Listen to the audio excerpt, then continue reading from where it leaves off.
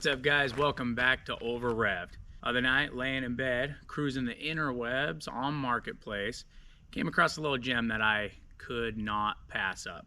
So I decided to run out there late at night in the rain by myself and drag this thing home. It is a 1967 Fairlane 289 V8 car.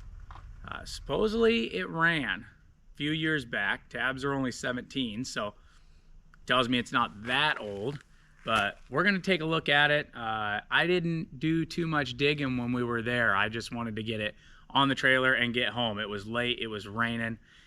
So now that it's here, I kind of want to take a look under the hood and see if this thing is actually savable. The guy said it's super rough, but he obviously don't know our standards, because this thing is not even close to too rough for us to bring it back to life. First matter of business, though, we got to get all this junk out of the back. When I say move, I mean just move it to another vehicle. One that we're not trying to work on.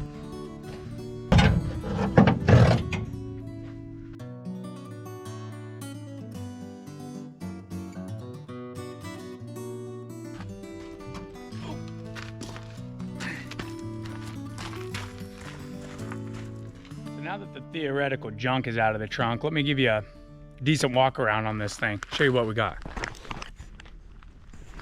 Tires look like they're new.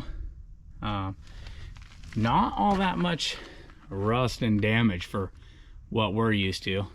When somebody tells me it's rough, this is not what I picture. A little rust in the quarter, back in the rear, but not bad at all. Bed's a little beat, but not rusted through.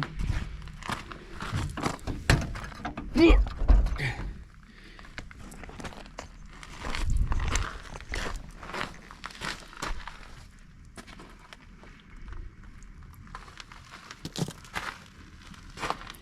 got some dents, but nothing crazy. Digging a little pinstripe. I'm not really sure what this is about. Why the fender, it's a different color than the door, and the hood maybe used to be that same color, but paint job maybe, I'm not too sure.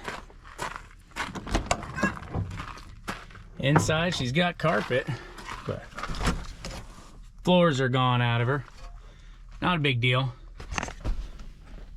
This needs a new floor pan, but heck, not too many of our rigs got carpet in them, so that's cool. Dash pad's a little cracked. Headliner don't look too bad, though. Man, didn't even notice that during the night.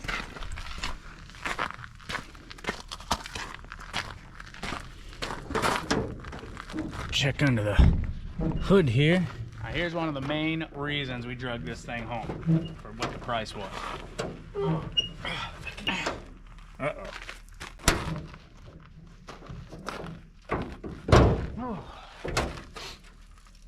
So this thing's got a 289 in it, numbers matching, allegedly.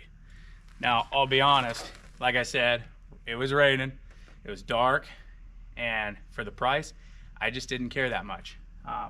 The guy claims that he's seen the kid that he bought it from driving it around town, said it's a runner, because I was honest with him. I said I buy a lot of rigs that I get told are runners, and they don't run.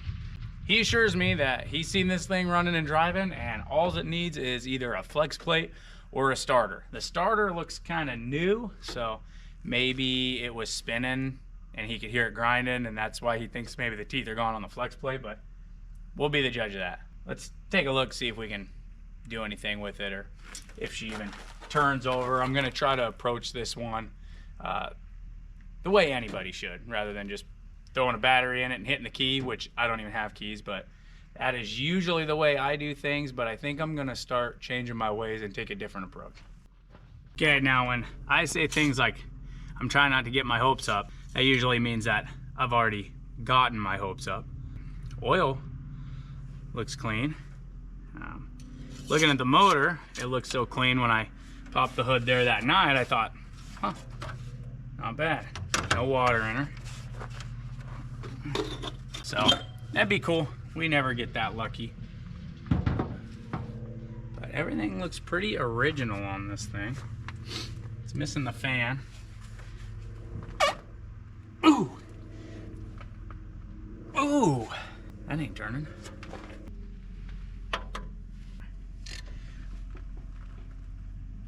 Ooh! Oh, wouldn't you know? Well, I'm not gonna say that I'm surprised, because I'm not. I know how this goes with these cars by now. Done enough backyard rebuilds to figure it out. But motor does look like somebody loved it at one point, so I think I'm gonna take a look a little bit further and make sure that I'm not getting discouraged over something simple. We'll take a look inside the cylinders, make sure I don't see a ton of rust or debris or nothing obvious in there. Maybe we just got some stuck rings, maybe a valve has got a little gummed up over the time of sitting, and it just ain't moving. The guy did tell me it had been sitting for probably about 3 years that he had it, and who knows how long it had been sitting before that. So I'm not gonna call it a waste just yet. We'll see what we find in there. So I was just thinking to myself, man, you know, the plug wires and plugs even look fairly new, and that is loose. It's like hand tight in there. Let's see about the other one. Yeah, same. Hand tight. That's interesting.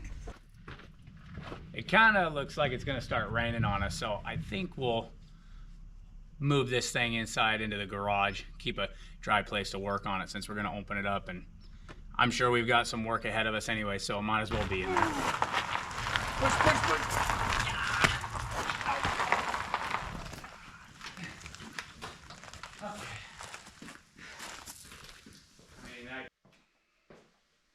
All right, that was a chore. Now let's yank all these plugs out and valve covers and see what we find.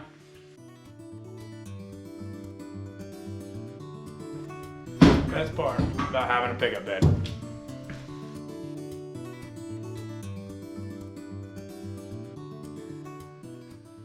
It's odd to me how it looks like someone just gave this thing a tune-up. I mean, the plugs are brand new, wires are brand new. The fuel filter on the carburetor looks brand new. The oil filter looks brand new. The oil's clean. So I'm curious as to what is going on. So clearly they're on to something. I mean, the pistons, you can see plain as day, they're not factory Ford pistons in there, and they say 030, so we're bored over. And the cylinder walls look good too. Looks like it's still got fresh cross hatching on there. But the cylinder 4, I mean, maybe a little rust there, so maybe we've just got some stuck rings or something. But I'm gonna pull the valve covers too, and let's take a look under there and just make sure everything looks fine. We don't have any moisture in there, and maybe a stuck valve that's jamming a push rod up or something in the mix too. And if I don't see anything in those valve covers, then I don't see a reason why I shouldn't maybe put either a little bit of diesel and kerosene or maybe a little ATF or something down those cylinder holes, and we'll let it sit for a couple of days and see if it frees it up. Seeing that on the inside of those cylinders makes me also want to be extra careful, because this appears to be a good engine as long as I can just get it unstuck. You know, I gotta say, this thing appears to be the most unmolested back to factory feel of any car that I've probably brought home. I mean, looks like the factory carb with the tag still on it. It's got all the factory wiring ends on the coil, this nifty little clamp for your heater core hose on the side of the choke. I mean, I'm used to baling wire and blue and yellow plastic crimped on wire ties, and whole rat's nest of wiring. This thing looks like it hasn't been touched, and I mean, obviously it has, but whoever put it back together, put it back the right way.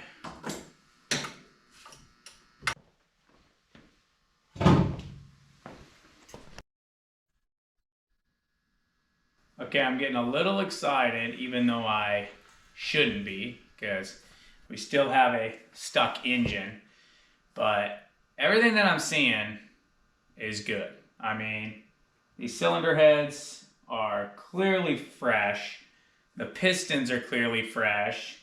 I think this guy, at least the sources he was getting, I think they were honest. It seems like it's a new motor. I mean, I even got little puddles of oil on the rockers. But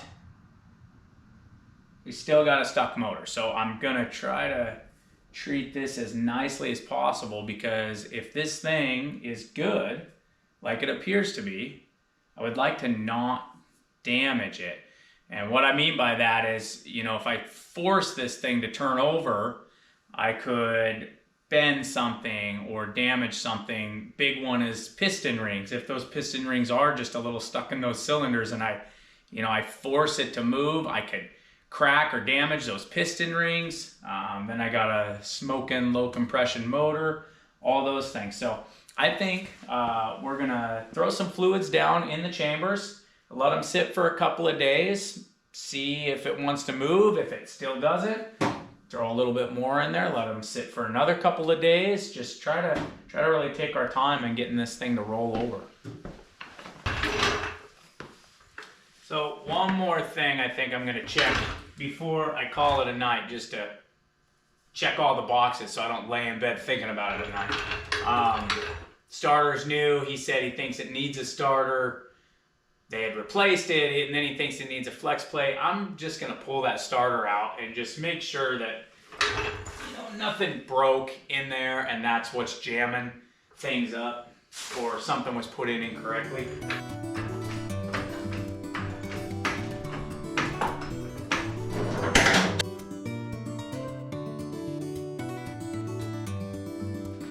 Man, I don't know. I'm not gonna put anything in the cylinders at this point. I'm glad I checked that. That starter doesn't have any bolts on it, and it's got no terminal hooked up to it like somebody was trying to take it out.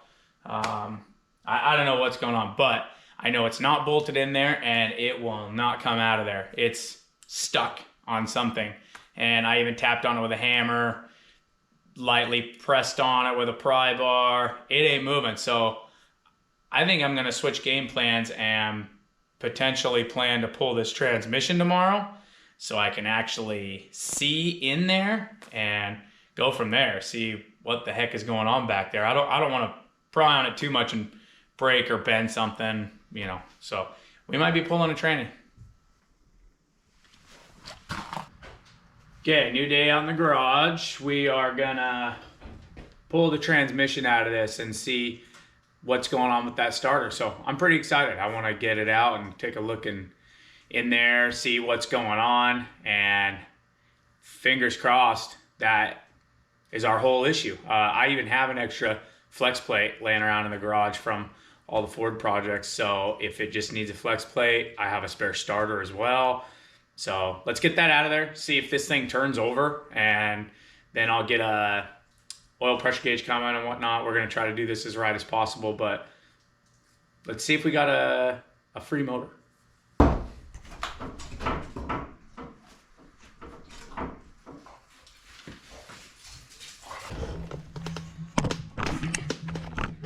This has got to be one of the nastiest transmissions I've probably ever seen. And she is puking. That's all wet.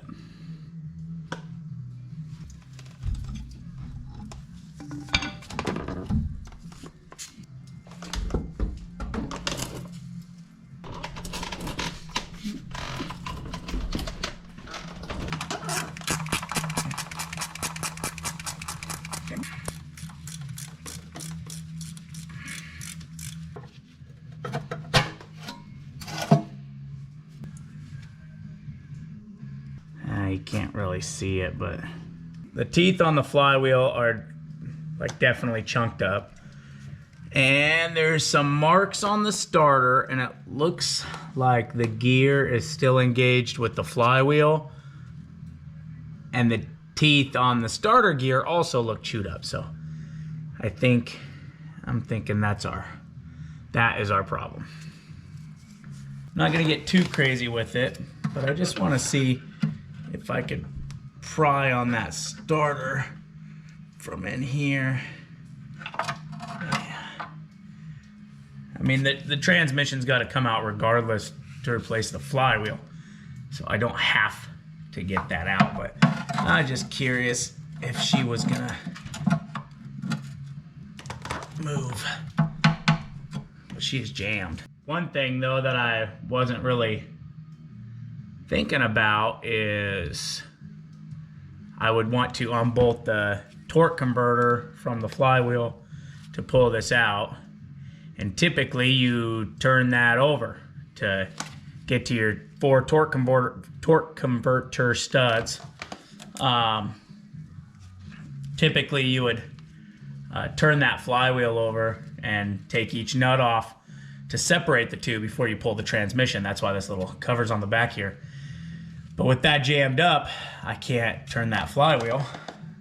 So that makes things a little bit more interesting that I wasn't thinking about. Judging by the gap with the engine plate and the starter, I'd say somebody's already tried this.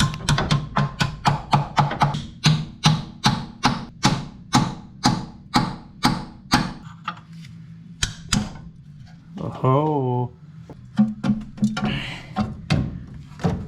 So now you can kind of see what I was referring to on that starter gear. So obviously got some teeth damage there. Tough to make it out on the camera, but definitely a scarred up flywheel. Now that we got the starter out of there and it's evident that it was jammed, let's go back to the front of the engine and see if that thing turns now. Moment of truth. Oh, she rolls. Ah! That is, boy, I am ecstatic. I was so bummed. You know, like I said, I wasn't trying to get my hopes up, but I did. And then when it didn't turn over, I thought, man, there's no way that starter's the reason, but it was. So, cool. We're turning.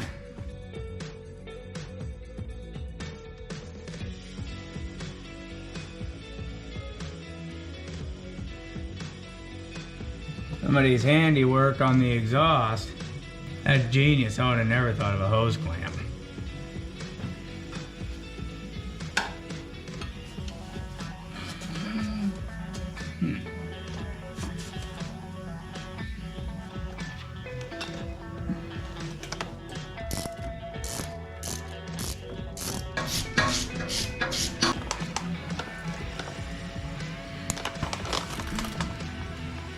She's getting tired, so I'm trying to make her in 15 minutes. 15 minutes? Yeah, it's almost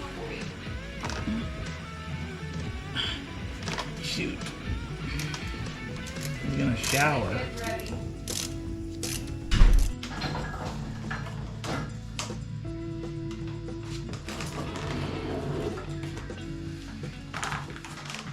That Y pipe literally took me days to get out of there. We had to spray it, heat it, spray it. I don't think I've ever had ones fight me that bad. And they came out. They didn't even break, which blows my mind.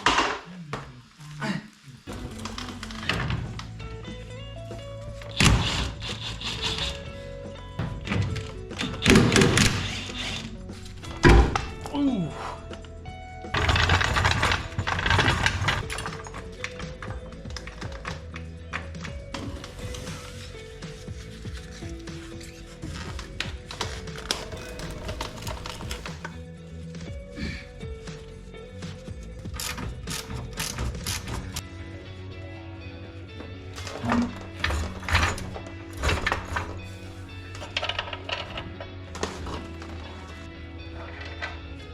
Usually about this time I'd have a transmission jack under here, but if you've seen my other episodes, I can't get these things high enough to get a transmission out from under the rig with the trans jack under here. So I'm hoping if I can teeter this just right, get it down with my hydraulic jack, and it's a low profile, so I might be able to scoot it out from under.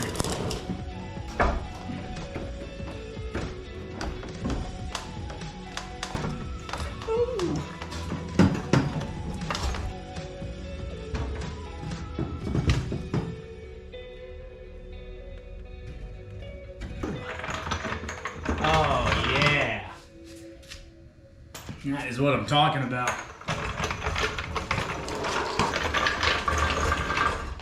That has got to be about the dirtiest, nastiest transmission I've ever seen.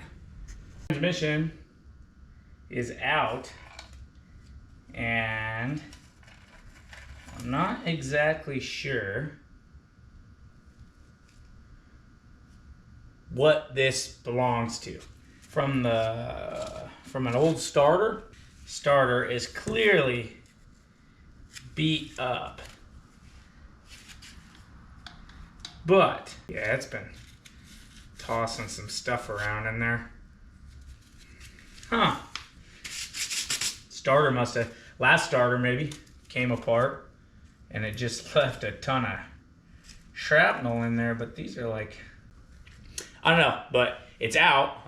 Now we can start fixing it.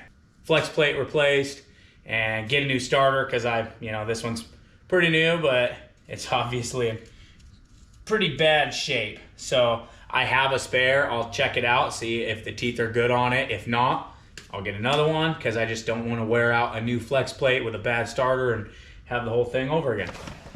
So I'm pretty sure the bolt pattern on these, I don't think you can get it turned around.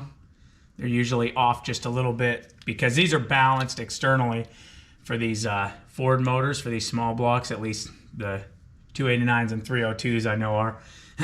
So I just like to make a little mark, and my weight is actually on the back side right here, and I'll just reference that. But I mean, probably don't need to do that, but I'm just in the habit of doing that way. If I have questions later, I know where it all goes. Another thing to note too is these might leak a little oil when I pull them, because these go through to the inside of the oil pan. So Ford recommends putting sealant on the threads of these.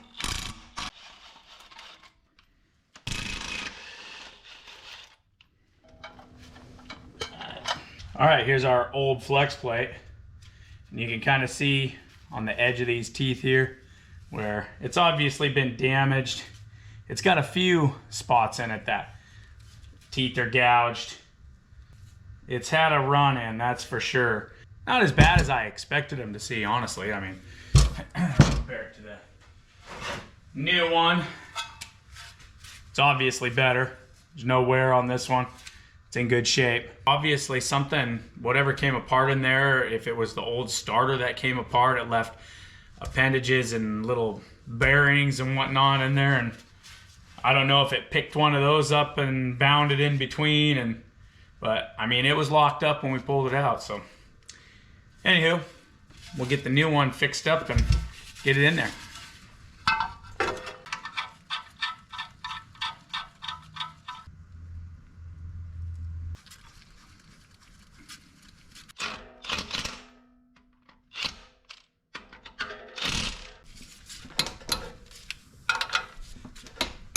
I spent the last couple days cleaning up the transmission best I could. I used some degreasers, left it sit for a while, hosed it off. I'm over it. It's as good as it's gonna get. So I put a new seal in the front of the transmission. I'm still waiting on a couple other parts. I ordered a new transpan seal, new filter kit. So I think I'm gonna just start putting the transmission back under the car, because I can do that stuff with it up in the air, and it'd probably be a little easier anyways, because I don't feel like putting the transmission on my bench. So I'm just gonna go ahead and get it back on the jack, and we'll slide it back under the car, and I can get it bolted back up under there, and then once my parts show up, I can drop the pan out from underneath and throw that new screen in there, new pan gasket, and we'll be just about ready to turn the motor over.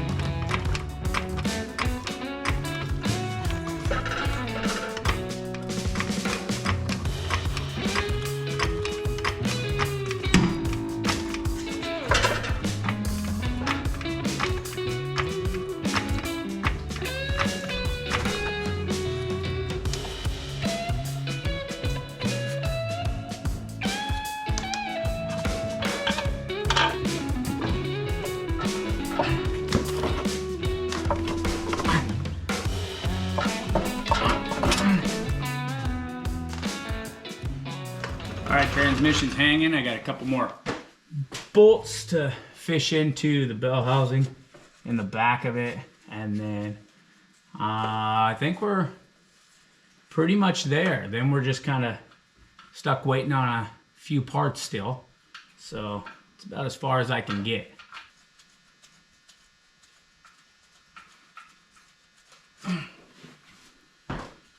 All right, finally got some parts in the mail, so let's start putting this thing back together and get it one step closer to firing that motor up.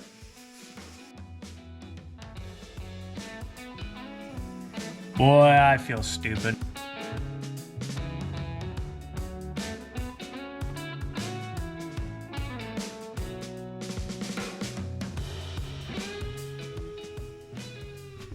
Okay, well, I'm letting that transmission drip and drain since I made a disastrous mess down there. I got some gauges for the car, and I'm gonna start putting those in there because I'm gonna spin the oil pump down in there a little bit later and actually make sure we've got good oil pressure and get oil to all the bearings before we try to fire it. So it'll be handy to have a gauge in there, so when I do that, I can actually see it's registering some oil pressure, and I know things are looking happy.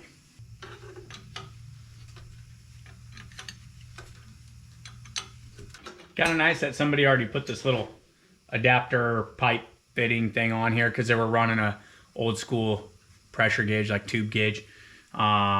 Mechanical gauge is what you call it. Anywho, I like that. It's got the dummy light still hooked on it. I've done that on a couple of my other rigs. And if I can fit this just right on there, I'd like to keep it like that because I like having a dummy light.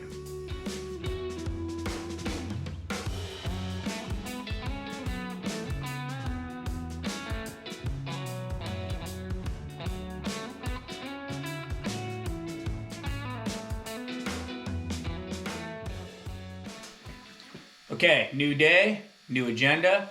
We're getting pretty close. I knocked out a couple things off camera late at night when I could get some time in here. Got the gauges wired in for the most part. I need some adapters for the temp sensor, so that's not quite finished out, but I have my oil pressure gauge hooked up. What I'm gonna go ahead and do, I've got an old distributor that I took apart just to use as a pump drive for the oil pump. So I'm gonna stab this down in the motor, put a drill on it, spin it over, make sure I'm getting oil up to the top of my rockers, through all the push rods, make sure I got good oil pressure on the gauge, and then I'm comfortable with putting the valve covers back on here and wrapping up the last little bit so I can start it. Okay, we got oil pressure on the gauge. I hear it bubbling around. I'm fishing in there, so let's turn this thing back over, find top dead center, make sure I'm lined up remotely close before I put the distributor back in, and that way when we fire it up, I'll retime it.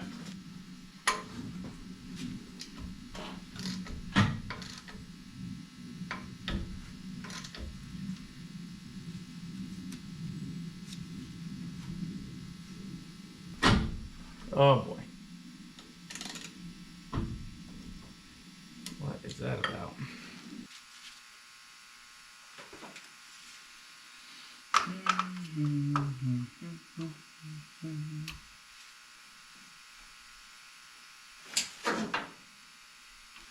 Fords are a real pain because that oil pump in the bottom is kind of keyed like an Allen head.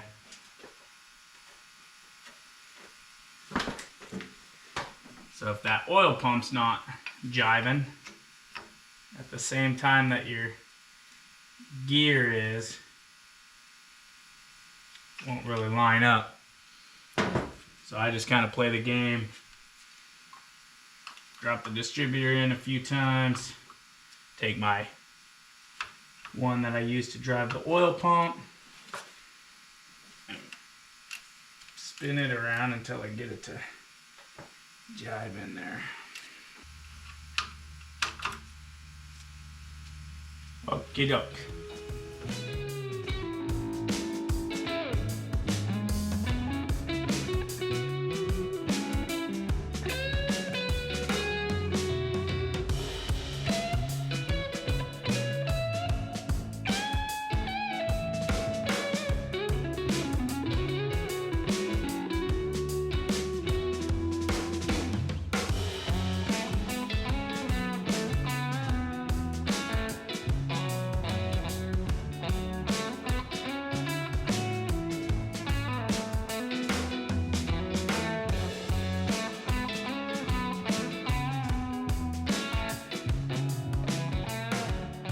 Fumbling around for a minute with the timing. I was doing it backwards for a second, but then it was still off just a couple of wires there. But I think we're about there. I'm gonna tighten up some battery terminals and might give her a crank. We got oil pressure, so we know we're good there. Oh, okay. My starter was tinking and not working, our new old starter. So I gave it a couple whacks with the hammer. I don't know how old the gas is in the tank. It's probably a little varnished, a little old, but I think we'll go ahead and try it out.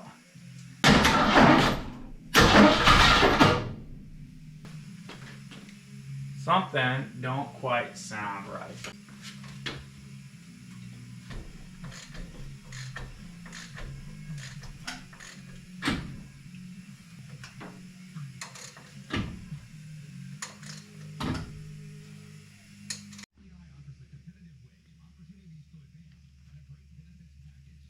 I am not entirely sure what is going on here.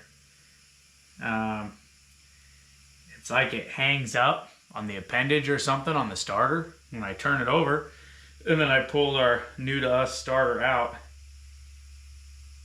and it's like the cone, the appendage bearing is scarred up, but I don't know what's causing that or why.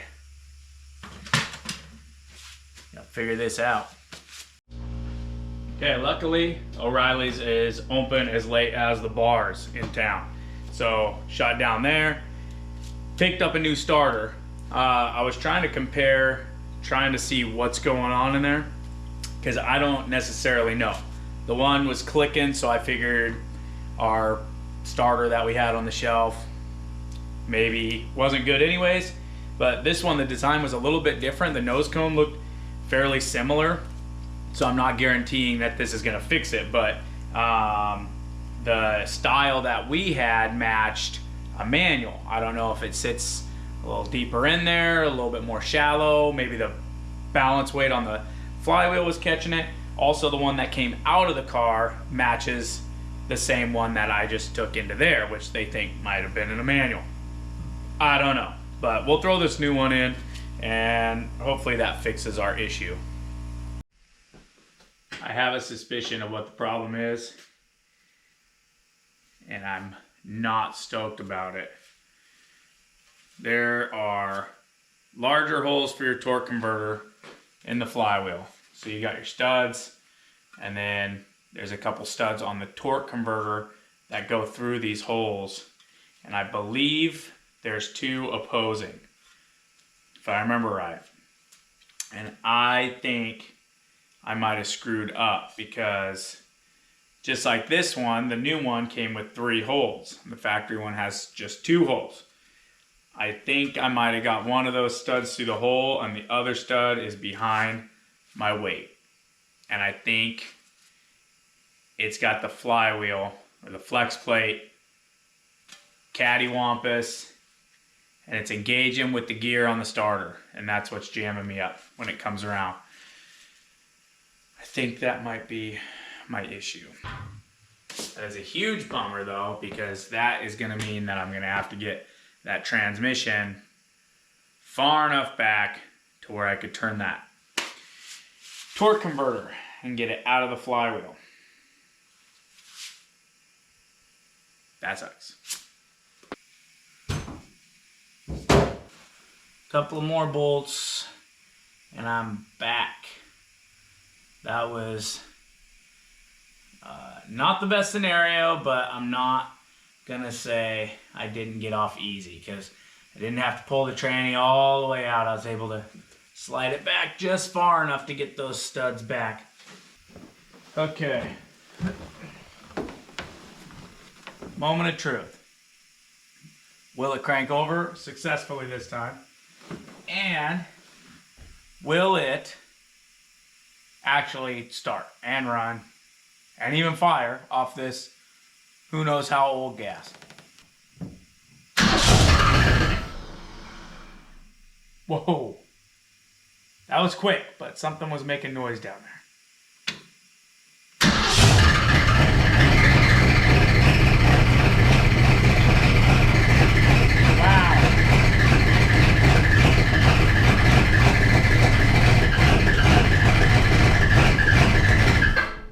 I am impressed. But I do have a noise, so I gotta figure that out. But man, that thing fired right off. Holy cow. Okay, we got some sort of noise still going on back there. I'm not really sure.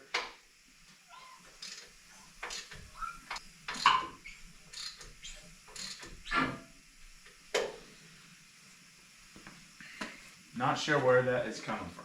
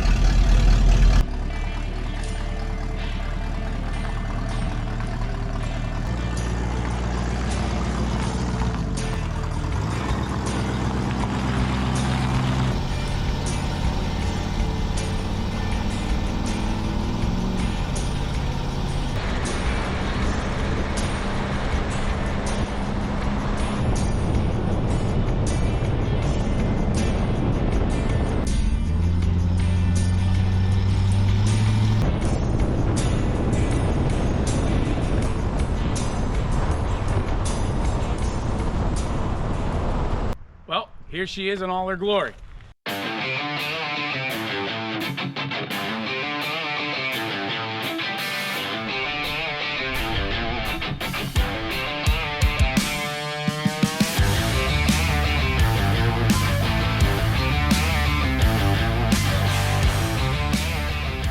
She runs good. She runs surprisingly good. For what we've got into it as far as time and money, I'm pretty happy with it. It fires up. Obviously it needs more work, it's not there, but it was a very cheap car and very cheap thrills. So I think we're gonna enjoy it. I don't know what I plan on doing with it yet. Does it need to be added to the fleet? Should I fix it up? Should I put some new floors in it?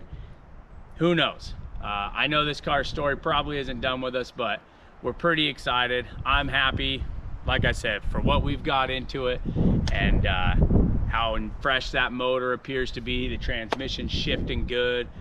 She drives, and we haven't done anything else to it. So that's pretty good. That's a steal of a deal. So like always, make sure to like and subscribe. Keep coming back for more. We've got more projects on the way. Lots of stuff coming for you. So I hope you guys enjoy it.